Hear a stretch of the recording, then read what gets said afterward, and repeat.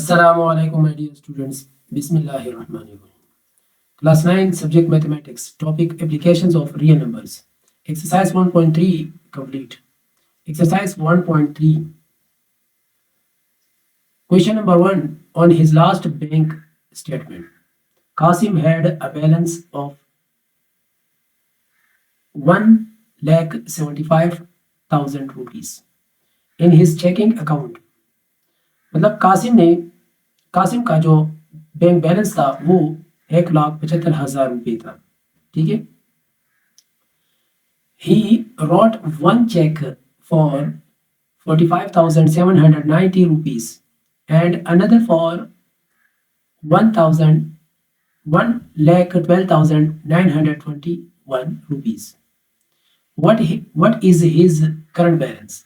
मतलब कासिम के अकाउंट में इतना बैलेंस था और उसका जो पहला चेक पहले उसने इतना चेक लिखा और पैसे निकाल दिए, फिर दूसरा चेक ये लिखा और क्या बना है, मतलब वो ये पैसे भी निकाल दिए। उसका करंट बैलेंस क्या हुआ, मतलब मौजूदा जो बैलेंस है वो क्या हुआ। ठीक है, करंट बैलेंस मालूम करना है। समझ आए? देखिए जो गिवन डेटा है क्वेश्चन में वो ये है।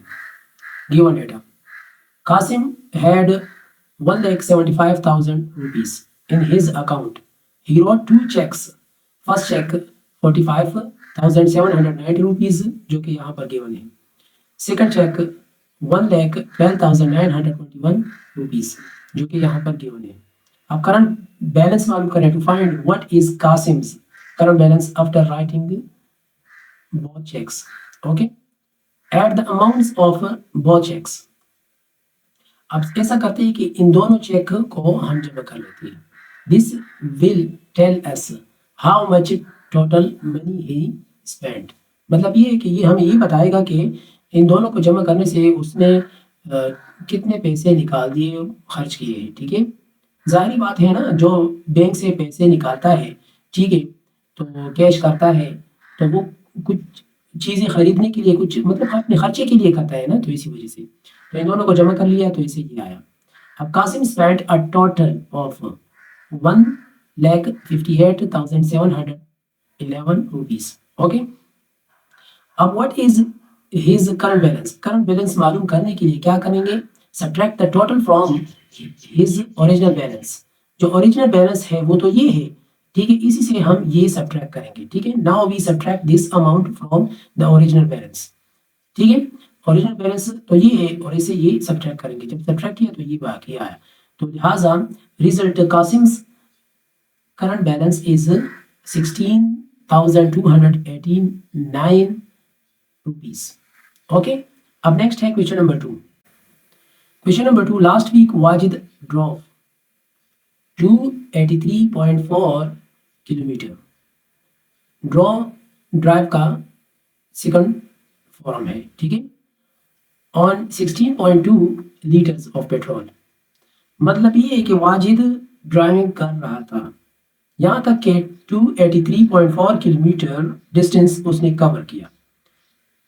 कितने पेट्रोल के खर्चे पे, 16.2 लीटर्स पेट्रोल खर्च करने के बाद उसने इतना फासला तय किया। He says that he averaged about 1.75 kilometre पर लीटर। मतलब ये है कि वो कह रहा था कि जो एवरेज स्पीड निकल, मतलब एवरेज है ना, एवरेज मतलब ये है कि 1.75 किलोमीटर, 1 लीटर पर 1.75 किलोमीटर वो डिस्टेंस कवर करता था। ठीक है, ये मतलब ये कि वाजिद कहता है। अब ये आंसर, ये जो कह रहा है ना वाजिद की बात, ये सही है कि गलत है। इज हिज आंसर रीजनेबल, मतलब क्या ये सही है कि गलत है, रीजनेबल है कि नहीं, एक्सप्लेन करें।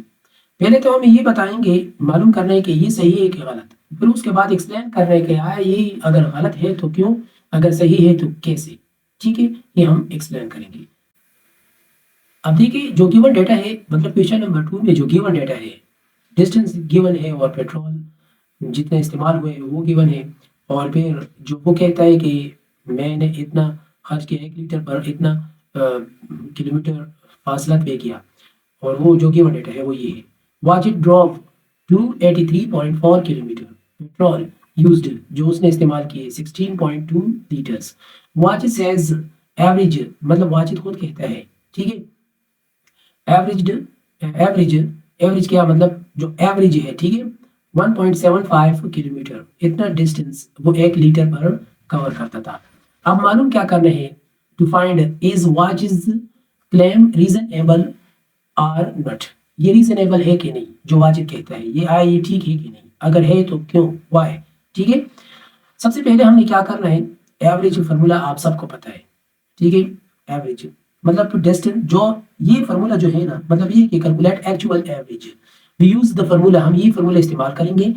ये फार्मूला हमें कैसे पता चला, ये हमें इसी से पता चला, क्योंकि पहले किलोमीटर है फिर उसके बाद लीटर है ना एवरेज, तो मतलब ये कि डिस्टेंस डिवाइडेड बाय लीटर है, ठीक है, लीटर मीन्स पेट्रोल यूज्ड, ठीक है।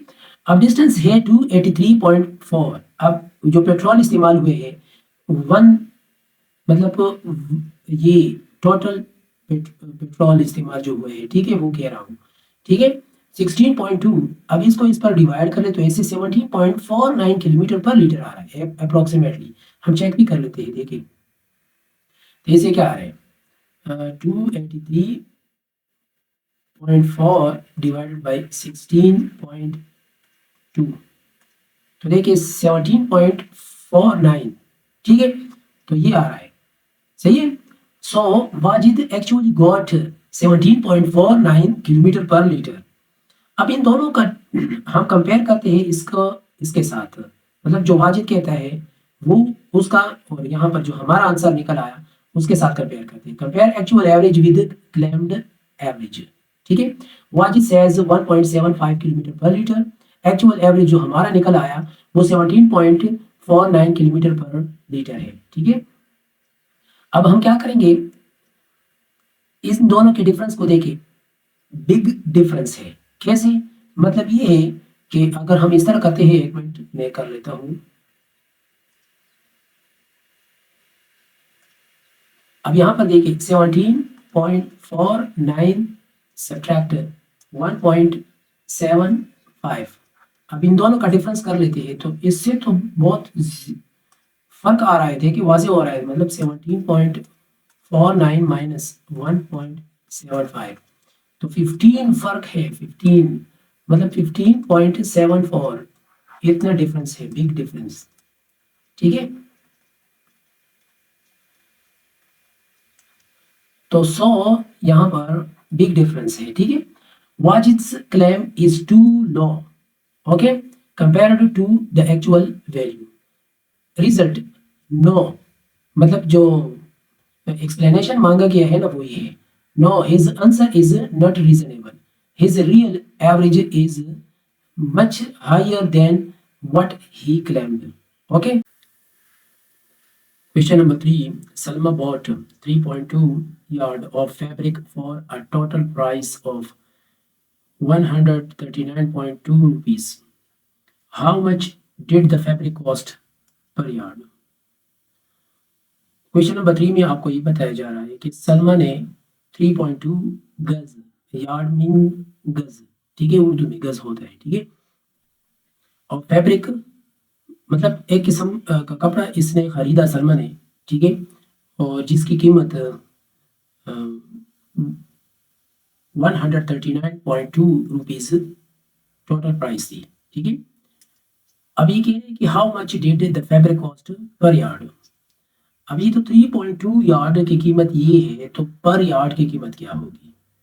अब देखिए इसकी सोल्यूशन यहाँ पर कुछ इस तरह है, जो गिवन डेटा है वो 3.2 yards of fabric cost 139.2 rupees है। अब मालूम क्या करना है, to find what is the cost per yard cost मालूम करना है। वी यूज द फार्मूला, हम ये फार्मूला इस्तेमाल कर सकते हैं। ये फार्मूला मुझे कहाँ से पता चला, ये मुझे, अगर आप यहाँ इस सेंटेंस पर गौर करें ना, इधर देखिए कॉस्ट पर यार्ड, तो इसकी मदद से मुझे पता चला कि ये कॉस्ट पर यार्ड जब हम मालूम करेंगे तो पहले total cost divided by total yards, ठीक है, इस पर डिवाइड करेंगे तो फिर ये कॉस्ट पर यार्ड मालूम हो जाएगा। अब टोटल कॉस्ट क्या है, 139.2 है डिवाइडेड बाय 2 yards। दोनों पे डिवाइड कर लो तो ऐसे ये आ जाएगा। फाइनल आंसर क्या हुआ, कॉस्ट पर यार्ड 43.5 रुपीज़ है। ठीक है, अब नेक्स्ट है question number 4। Question number 4, Momina walks 3.5 kilometre per hour. She took a 12-hour walk. How far did she walk? Momina इतनी स्पीड से जाती है, अगर वो 12 घंटे चली जाए, ठीक है, तो वो कितना दूर जाएगी, मतलब डिस्टेंस मालूम कर ले। टाइम ये गिवन है, डिस्टेंस मालूम कर। क्वेश्चन नंबर 4 में जो गिवन डेटा है वो कुछ ये है, डिस्टेंस मोमिना वॉक्ड, डिस्टेंस मालूम करना है ना। तो गिवन डेटा में क्या है, स्पीड गिवन है 3.5 किलोमीटर पर आवर और टाइम गिवन है 12 आवर्स। अब मालूम करना है डिस्टेंस। फार्मूला तो आपको पता चल गया, डिस्टेंस मालूम करने का formula speed multiply by time है। ये आप फिजिक्स में भी पढ़ा है। स्पीड मालूम करने का formula distance divided by time है। तो जब यहाँ पर डिस्टेंस मालूम करना है तो फिर कुछ इस तरह होता है, v मल्टीप्लाई बाई टी। तो ये फिजिक्स में आपने पढ़ा है, ठीक है। तो डिस्टेंस मालूम करने के लिए स्पीड भी गिवन है और टाइम भी गिवन है, दोनों रख ले, मल्टीप्लाई करें तो आपको डिस्टेंस मालूम हो जाएगा। तो फाइनल आंसर क्या है, मोमिना वॉक्ड 42 किलोमीटर है। Okay, question number 5, the hiking club went on a 7-day trip. Each day they hiked between 5.5 and 7.5 miles. Okay, it is reasonable to assume that the days the club hiked, okay, A less than 35 miles, B between 35 and 55 miles, C equally 55 miles, D more than 55 miles। मतलब ये है कि एक hiking club है, ठीक है, वो 7 day trip पे चले गए, ठीक है। Each day they hiked between 5.5 and 7.5 miles। समझ आया? It is reasonable to assume the clubbing the days the club hiked।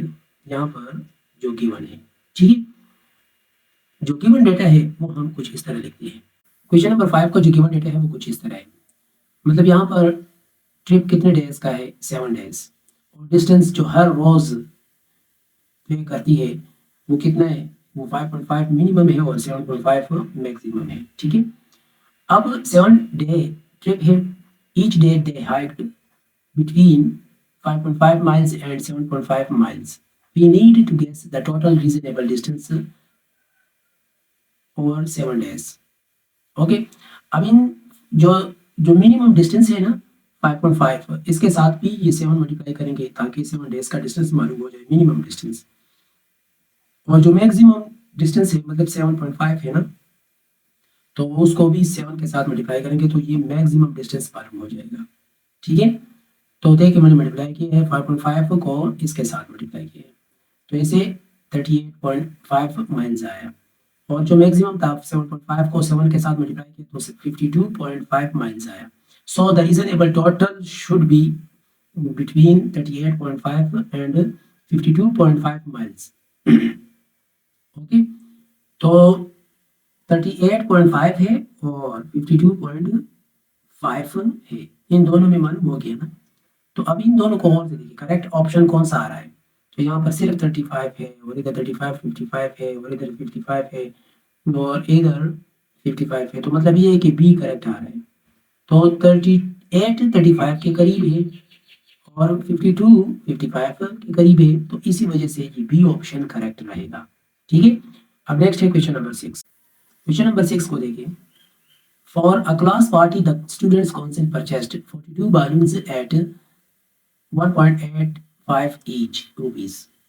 एक क्लास पार्टी है, ठीक है, स्टूडेंट्स की, वो उसको मतलब बालून्स मिल रहे हैं और वो स्टूडेंट्स 42 बालून्स तो टोटल है, हर बालून की कीमत 1.85 रुपीज अदा करते हैं, ठीक है, अदा करेंगे इस तरह भी कह सकते हो, लेकिन परचेस्ड सेकंड फॉर्म में है तो इसी वजह से अदा किया। हाँ, what is the total amount that the student council paid for the balloons. बहुत आसान है, इसको इसके साथ मल्टीप्लाई करो, बात खत्म, इसको हम सॉल्व करते हैं, ठीक है। बालून कॉस्ट मालूम करना है ना, जो गिवन डेटा है यहाँ पर वो कुछ ये है, ठीक है। नंबर ऑफ बालून्स कितने हैं 42, कॉस्ट पर बालून वो कितना है 1.85 रुपीस, मतलब ये है कि ईच यहाँ पर आपको बताया है ना।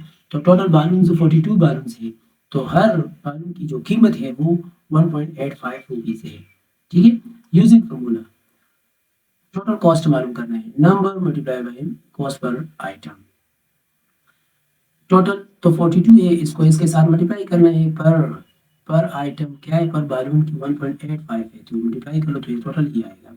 फाइनल आंसर क्या हुआ 77.7 total cost for the balloons. Okay, अब नेक्स्ट है क्वेश्चन नंबर 7। क्वेश्चन नंबर 7 को देखिए।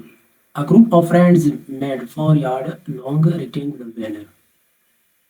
चंद दोस्तों का ग्रुप है, ठीक है, उन्होंने बनाया 4 yard long rectangular banner.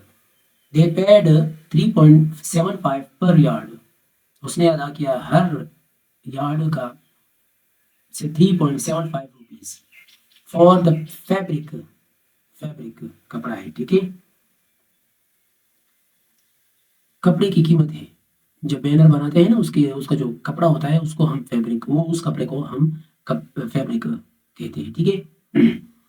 And 9 rupees for the frame to go around the banner, मतलब ये कपड़ा हो गया ना बैनर, ठीक है, इसके इर्द गिर्द एक फर्म बनता है, ठीक है, सही है। तो बैनर के इर्द गिर्द उसकी कीमत 9 रुपीज है, ठीक है। तो 10 यार्ड पैरामीटर है। What was the width of the banner, okay. Given data जो भी है वो मैं अभी आपको यहाँ पर लिख रहा हूँ। देखिए क्वेश्चन नंबर 7 का जो गिवन डेटा है वो कुछ इस तरह है। लेंथ 4 यार्ड से, बैनर की जो लेंथ है वो 4 यार्ड से। अब पैरामीटर क्या है 10 यार्ड्स, पैरामीटर तो यहाँ पर गिवन है 10 यार्ड्स। अब मालूम क्या करना है विड्थ ऑफ द बैनर, ठीक है, ये मालूम करना है, सही है। क्योंकि आपको पता है ये जो बैनर है वो रेक्टेंगुलर शेप है। जब रेक्टेंगुलर शेप के तो इसका पैरामीटर फार्मूला क्या है, parameter equal to 2 multiply by length plus width, ठीक है, विड्थ तो मल्टीप्लाई कर लें, सॉरी ये प्लस है और इस 2 के साथ मल्टीप्लाई कर लें, ठीक है। अब पैरामीटर तो गिवन है वो 10 है, हाँ 2 अपनी जगह पे आ गया, लेंथ भी गिवन है, सही है, तो ये हो गया। तो यहाँ पर अब यहाँ पर और से देखिए, डब्ल्यू मालूम करनी है ना, तो ये 2 साइड पे जाएगा और मतलब इस तरह रह जाएगा, जब 2 मल्टीप्लाई है 2 साइड पे जाएगा तो डिवाइड कर ले, डिवाइड बोथ साइड्स बाय 2 कर ले, 2 पे डिवाइड कर तो इससे 5 आएगा और इसको भी 2 पे डिवाइड कर तो कैंसिल हो जाएगा, तो ये आ गया। ये आने के बाद क्या हो गया, जो क्या हो जाएगा सब्ट्रैक्ट 4, ये 4 उस साइड पे जाए, हाँ तो 5 माइनस 4, तो W इक्वल टू 1 आ जाएगा answer. Width of the banner is 1 yard, ठीक है। अब नेक्स्ट है question number 8। Question number 8, a shoe factory has an asset for, ये क्या है, वंस टेंस हंड्रेड्स थाउजेंड 10,000 और फिर क्या है लाख 10 लाख। मैंने पाकिस्तानी नंबर सिस्टम में इसको रीड किया, ठीक है, तो मतलब 20 लाख है, 20 lakh rupees of which 3/5 fraction में जो गिवन है is the capital and rest is the डेप्थ, ठीक है। Find the amount of capital and डेप्थ, इन दोनों की अमाउंट मालूम कर ले, और एसेट जो है ना उसका फार्मूला क्या है, कैपिटल प्लस डेप्थ है, सही है, मतलब डेप्थ और कैपिटल, और ये कैपिटल हो गया और बाकी रकम जो है वो डेप्थ है, ठीक है, डेबिट। तो टोटल ये है एसेट, सही है, समझ आया। अब मालूम क्या करना है, find the amount of capital and depth, ये दोनों मालूम करने हैं, ठीक है। कैपिटल गिवन है, समझ आया, बहुत आसान है, इस फॉर्मूले की मदद से हम कर सकते हैं, ठीक है। जो गिवन डेटा है वो मैं यहाँ पर लिख रहा हूँ। Given data total asset, asset क्या है 20 लाख रुपीज, कैपिटल क्या है 3/5 ऑफ एसेट, डेप्थ रिमेनिंग है। अब फाइंड कैपिटल, जी हमने मालूम कर लिया, सही है। तो ये जो फ्रैक्शन में जो गिवन है ना, सबसे पहले ये फ्रैक्शन से हम ये अमाउंट मालूम कर लेते हैं, ठीक है, कि इनमें ये अमाउंट कितना है। तो बस ये इसको हम मल्टीप्लाई कर लेते हैं इसके साथ, ठीक है। मतलब ये कि 3/5 ऑफ एसेट है ना, ठीक है, तो ऑफ एसेट है, तो ये 3/5 अपनी जगह पे और ऑफ की जगह पे मल्टीप्लाई होता है, ठीक है। और एसेट की कीमत ये है टोटल अमाउंट, ठीक है, कर ले। तो इसको मल्टीप्लाई करने से क्या आ जाएगा, देखिए, मतलब तो इसको हम 5 के साथ मल्टीप्लाई करेंगे, 5 4 20, इस तरह ये आ रहा है, ठीक है। तो फिर इसको इसके साथ मल्टीप्लाई करें तो इस तरह है, मतलब 4 3 12 बाकी जीरोस, ठीक है। अब डेबिट मालूम करना है, डेबिट, ठीक है, ये मालूम करना है, तो फार्मूला तो ये ही है, हाँ।